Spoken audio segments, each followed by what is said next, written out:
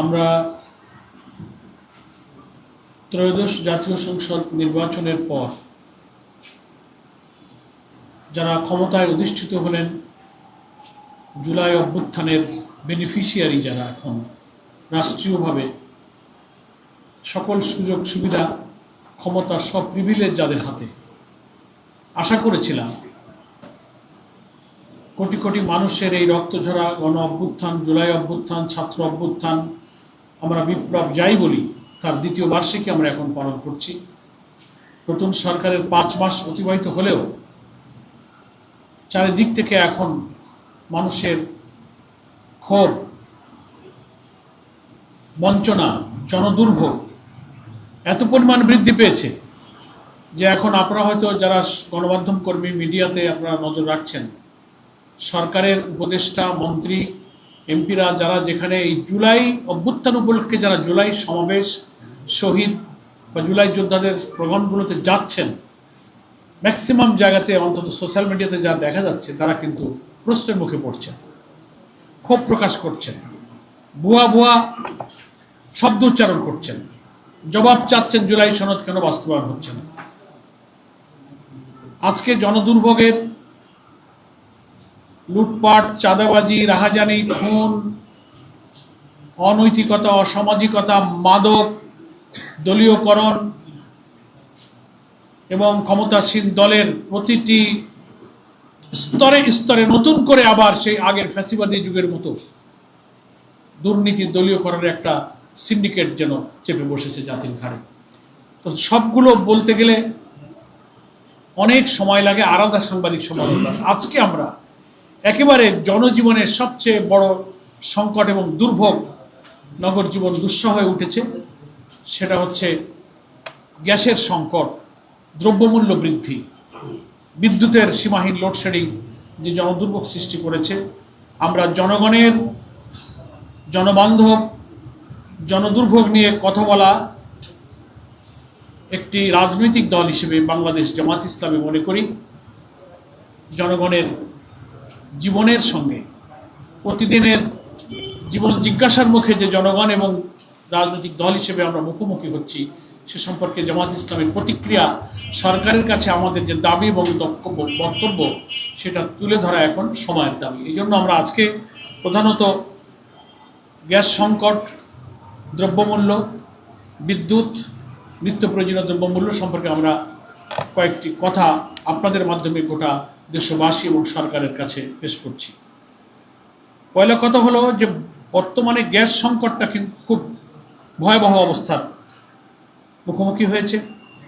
দেশে দৈনিক প্রায় 380 কোটি ঘনফুট গ্যাসের চাহিদার বিপরীতে এখন সরবরাহ হচ্ছে 215 কোটি ঘনফুটেরও কম। ফলে প্রতিদিন 165 কোটি ঘনফুট গ্যাসের ঘাটতি এখন তৈরি হয়েছে। আপনারা চিন্তা করেন, এমনিতেই চাহিদা হচ্ছিল না, তারপরে 165 কোটি ঘনফুট যদি শর্ট থাকে, মা বোনেরা চুলা জ্বালাতে পারছেন না। সেদিন দেখলাম রাজপথের নারীরা হাড়ি, কড়াই আর খুন্তি নিয়ে মিছিল করেছে। সরকারের 5 মাসে এই অবস্থা। ইংরেজিতে একটা কথা আছে না, মর্নিং শোজ দ্য ডে, দিন কেমন যাবে তা সকালেই বোঝা যায়।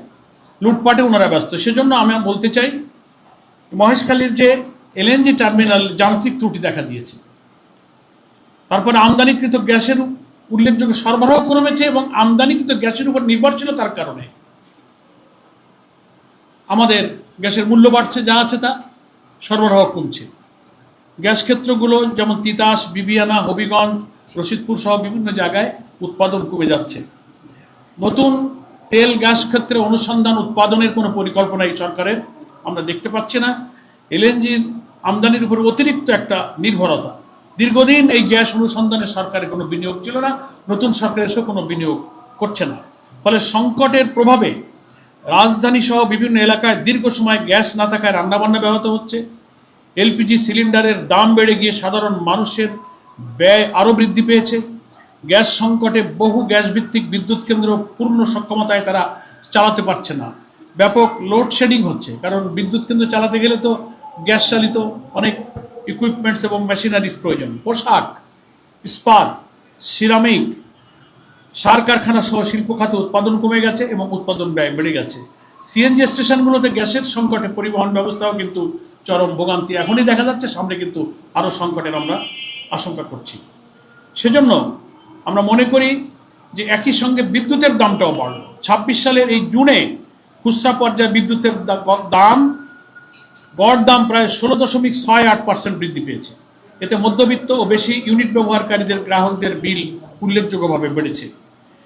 ভুতুড়ে বিল নিয়ন্ত্রণের একটা ব্যর্থতা এই সরকারের, যা ব্যয় ব্যবহার হয় না সেরকম মাত্রাতিরিক্ত ভুতুড়ে বিল মানুষের বাড়িতে আসছে। সমাধান করবে বলে কথা বলেছিল, কিন্তু সমাধান হচ্ছে না। তো প্রকৃত ব্যবহার না হলেও বিল দ্বিগুণ তিনগুণ করে বিল বাড়ছে। ফলে বিলিং ব্যবস্থার দুর্বলতা ও তদারকির অভাবে সাধারণ মানুষের হয়রানির শিকার হচ্ছে। সরকার এগুলো তদন্ত এবং পুনঃযাচাইয়ের কথা বললেও কার্যত এই দায়িত্ব যাদের, তারা এই ব্যাপারে কোনো ফাংশন করছে না। জীবনযাত্রার ব্যয় বৃদ্ধি পেয়েছে। মূল্যস্ফীতির মধ্য দিয়ে বিদ্যুতের দাম বাড়ানোয় সাধারণ মানুষের মাসিক ব্যয় আরও বেড়েছে এবং এর পরিপ্রেক্ষিতে নিম্ন আয়ের মানুষ, লাইফলাইন গ্রাহক যারা, তাদের বাড়তি ট্যারিফ তাদের প্রত্যাহার করছে। ২৪ থেকে ২৬ সালের মধ্যে বাংলাদেশে গ্রাহক পর্যায়ে বিদ্যুতের দাম ২ দফা বাড়ানো হয়েছে। প্রথম দফা ২৯শে ফেব্রুয়ারি ২০২৪, দ্বিতীয় দফা ২৪ সালের গড়ে ৮.৫%, সেটা ২৪-এর। এই জন্য এই যে ২ দফা বিদ্যুতের দাম, ইউনিট ভিত্তিক দাম, এসব কারণে গ্রাহকদের, ব্যবহারকারীদের দারুণ রকম দুর্ভোগের মুখোমুখি হতে হচ্ছে। নিত্য প্রয়োজনীয় বাজারের মূল্য, দ্রব্যমূল্য কিন্তু দারুণভাবে বাড়ছে। কাঁচামরিচের গল্প আরম্ভ হয়েছে এখন। ৪০০ টাকা না কত হয়েছে মনে হয় কেজি? হ্যাঁ, ৪০০ টাকা। বেগুনের দাম, মোটা চালের দাম বেড়েছে ৫৮ টাকা, মিনিকেট ৮০ টাকা, মসুরির ডাল ১৩০, খোলা বাজারে চিনি ১৩০, রসুনের দাম ২৩০ থেকে ২৮০-তে চলে গেছে, আলুর দামও বেড়েছে ৭৫-৮০। ফলে পেঁয়াজের দাম, এগুলো আপনাদের মাধ্যমে আমরা সরকারের কাছে বলবো যে সরকার এখন সংবিধান নিয়ে ব্যস্ত। ১১ দল, জামাত ইসলামী, জনগণ, যারা রক্তাক্ত জুলাই সনদের ভিত্তিতে গণভোটের রায় কার্যকর করে জনগণকে একটি বৈষম্যহীন মানবিক রাষ্ট্রের যে প্রতিজ্ঞা, সেটা বাস্তবায়নে যে জনগণ ব্যস্ত, যে দাবি, তাদেরকে রুখে দেওয়ার জন্য সংবিধানের ভুল ব্যাখ্যা দিয়ে মন্ত্রী, মিনিস্টার এবং সরকারের, কখনো কখনো প্রধানমন্ত্রী এখন এই সমস্ত সংবিধান আর জুলাই সনদ নিয়ে বিভ্রান্তিকর কাজে ওনারা ব্যস্ত, পরিকল্পনায় ব্যস্ত, বিরোধী দলকে দমন করার জন্য নতুন নতুন ন্যারেটিভ তৈরি করায় ব্যস্ত। কিন্তু দ্রব্যমূল্য, গ্যাস, বিদ্যুৎ, এটা এখন ওনার মাথায় হেডেক নাই।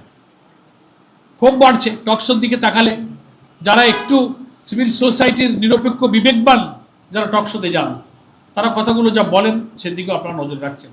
আর দলদাস, দলবাজ, সরকারের চাটুকারি করে টকশোতে যত বিরোধী দলকে আর জামাত ইসলামকে গালি দেওয়া যাবে তত প্রমোশন। এই মার্কা টকশোজীবী নেতাদের প্রমোশন হইতেছে। এখন সরকারের নজর সেই দিকে, জনদুর্ভোগের দিকে কোনো নজর নেই। এই জন্য গ্যাসের এই তীব্র সংকটের কারণে ব্যবসা বাণিজ্য, শিল্প প্রতিষ্ঠান বন্ধ হওয়ার পথে। আমরা আজকে জামাত ইসলামের পক্ষ থেকে সরকারের কাছে জরুরি ভিত্তিতে পদক্ষেপ নিয়ে এই গ্যাস সংকট দূর করার জন্য, আমাদের গ্যাসের সংকট যেসব কারণে হলো, মহেশখালীর এলএনজি টার্মিনাল, যেখান থেকে আমদানিকৃত গ্যাস সরবরাহ করা হয়, সেখানকার যান্ত্রিক ত্রুটিটা খুব দ্রুত দূর করতে হবে। তা না হলে এটা হবে না। এবং যে সমস্ত গ্যাস ক্ষেত্র, তিতাস, বিবিয়ানা, হবিগঞ্জ, রশিদপুর সহ প্রধান গ্যাস ক্ষেত্রের উৎপাদন বাড়াতে হবে। এখানে বিনিয়োগ প্রয়োজন। এই জন্য বিদ্যুৎ সরবরাহটা নিরবিচ্ছিন্ন করতে হবে। সরকারের এইসব ব্যাপারে যারা এক্সপার্ট আছেন, দেশের মধ্যে বিশেষজ্ঞ আছেন, বিদ্যুৎ, গ্যাস, এসব ব্যাপারে এক্সপার্টকে কাজে লাগাতে হবে। সরকার এখন দলীয় পদ পদবি একটু হোল্ড করলেই তার যোগ্যতা আছে আর কি নেই, তাকে একটা বড় বড় জায়গায় বসায় দিচ্ছে। তাদের জনজীবনের প্রয়োজনীয় ক্ষেত্রে যে দক্ষ, অভিজ্ঞ, যোগ্য, বিশেষজ্ঞ লোক প্রয়োজন, ওটা দরকার নাই। ছাত্র দলের নেতা ছিল, দিয়ে দাও অমুক জায়গার ডেপুটি ডাইরেক্টর। বিএনপির অমুক কমিটির নেতা ছিল, দিয়ে দাও অমুক জায়গার সচিব। তো এরা তো বিএনপির পারপাস সার্ভ করবে, জনগণের পারপাস এরা সার্ভ করবে না। জনগণের গ্যাসের সংকট, বিদ্যুৎ আর দ্রব্যমূল্যের চিন্তা হবে। এই জন্য আমি মনে করি এই দলীয়করণের সর্বনাশা পথে হেঁটে আবার ফ্যাসিবাদের সেই পথ যেন বর্তমান সরকার না ধরে, সেখান থেকে ফিরে এসে জনগণের দুঃখ কষ্টের দিকে নজর দেন। জনজীবনের দুর্বিষহ হয়ে ওঠা এই গ্যাস সংকটকে আপনারা নিরসন করুন। বিদ্যুতের মূল্য কমাবার, বিদ্যুতের উৎপাদন বাড়াবার, গ্যাসের আমদানি নির্ভর গ্যাসের উপরে নির্ভর না করে গ্যাস উত্তোলন এবং গ্যাস ফিল্ডগুলোতে আপনারা বিনিয়োগ করুন। লুটপাট দুর্নীতি কমিয়ে এক্ষেত্রে আপনারা অর্থ বিনিয়োগ করুন। এটা আমাদের সরকারের প্রতি আবেদন, জনগণের প্রতি আমাদের আবেদন যে জনদুর্ভোগের ব্যাপারে আপনারা সোচ্চার থাকুন। বাংলাদেশ জামাত ইসলামের সম্মানিত আমির ডক্টর শফিকুর রহমান পার্লামেন্টে এবং বাইরে বিদ্যুৎ সংকট নিয়ে, গ্যাস সংকট নিয়ে, জ্বালানি সংকট নিয়ে সবসময় পার্লামেন্টে তিনি সোচ্চার এবং তিনি বলেছেন সকল ভালো কাজে আমরা সরকারকে সাহায্য করব, কিন্তু জনস্বার্থ বিরোধী অন্যায় কাজে আমরা সরকার বিরোধিতা করব। ফলে একটি দায়িত্বশীল বিরোধী দলের ভূমিকায় জামাত ইসলামী পার্লামেন্টে ভূমিকা পালন করছে। আপনারা এই জনদুর্ভোগ যারা দূর করতে পারে না, এত রক্তাক্ত অভ্যুত্থানের পর দিয়ে যারা বৈষম্যহীন রাষ্ট্র, মানবিক রাষ্ট্র বিনির্মাণের পথ ছেড়ে ক্ষমতা দখল, দলীয়করণ, দুর্নীতির পথে হাঁটে, এদেরকে না বলতে হবে। এবং যারা আমাদের জুলাই সনদ, গণভোটের ম্যান্ডেটকে অস্বীকার করে, গণরায়কে অস্বীকার করে, গণভোটের রায় মানার প্রশ্নে কোনো নিরপেক্ষতা নেই। দেশকে, জুলাইকে যারা অন করবেন তাদেরকে গণভোটে হাকে মানতে হবে, আর যারা মানবেন না, ছলচাতুরি করবেন, তারা বোঝা যায় যে জুলাই অভ্যুত্থানকে তারা ভুলে গেছেন। আবু সাইদ মুগ্ধের রক্ত, আনাস, জাবের ইব্রাহিম, শিশু, মৃত লাশ পুড়িয়ে শেষ করা, পুলিশের এপিসি কার থেকে আসাবুল ইয়ামনকে ছুঁড়ে ফেলার হৃদয় বিদারক দৃশ্যই জুলাই অভ্যুত্থানের দ্বিতীয় বার্ষিকীতে সোশ্যাল মিডিয়ায় ভাসছে, যেগুলো দেখলে আমরা শিহরিত হই, অশ্রুসিত হই। এই দৃশ্য সব ভুলে গিয়েছে। তারা মনে করছে আমরা মন্ত্রী, মিনিস্টার, এমপি হয়ে গেছি। ইট, ড্রিঙ্ক অ্যান্ড বি মেরি, খাও দাও ফুর্তি করো। জনগণ খেলো না, জনগণের চুলা জ্বললো না, জনগণ লোডশেডিং এ অতিষ্ঠ গরমে হয়ে তারা শেষ হয়ে যাক। That is not our look out. হ্যাঁ, রান্না করার কোনো ব্যবস্থা নাই। ওনারা তো স্পেশাল অ্যারেঞ্জমেন্ট করেন, জনগণের তো কোনো স্পেশাল অ্যারেঞ্জমেন্ট নাই, না খেয়ে থাকতে হবে। সেই জন্য আমরা আপনাদেরকে ধন্যবাদ জানাই, আপনারা অনেকক্ষণ ধরে অপেক্ষা করেছেন। আমরা আপনাদের সহযোগিতার জন্য আন্তরিকভাবে কৃতজ্ঞতা জানাই। আশা করি আপনারা বাংলাদেশের জনগণের কল্যাণে বছরে বছরে, যুগে যুগে যে অসাধারণ ভূমিকা জনগণের সাথে রেখেছেন, দুর্ভোগ দূর করার জন্য রাজনৈতিক দল হিসেবে গণমাধ্যমকে, গণতন্ত্র এবং জনগণের মধ্যে একটা সেতুবন্ধন আমরা মনে করি। আশা করি আপনারা আমাদের সাথে থাকবেন, আমরাও আপনাদের সাথে থাকব এবং এই গ্যাস সংকট, বিদ্যুৎ সংকট, দ্রব্যমূল্যের এই তিনটা গুরুত্বপূর্ণ সংকটকে আপনারা আপনাদের মিডিয়ার মাধ্যমে, লেখনির মাধ্যমে জাতির সামনে তুলে ধরুন। আমাদের পরামর্শগুলো সরকারের নজরে আনবেন। জনগণ আমাদের সাথে থাকুন, আপনাদের সাথে আমরা থাকব। সকলকে ধন্যবাদ। আসসালামু আলাইকুম রহমতুল্লাহি ওয়া বারাকাতুহু। জি।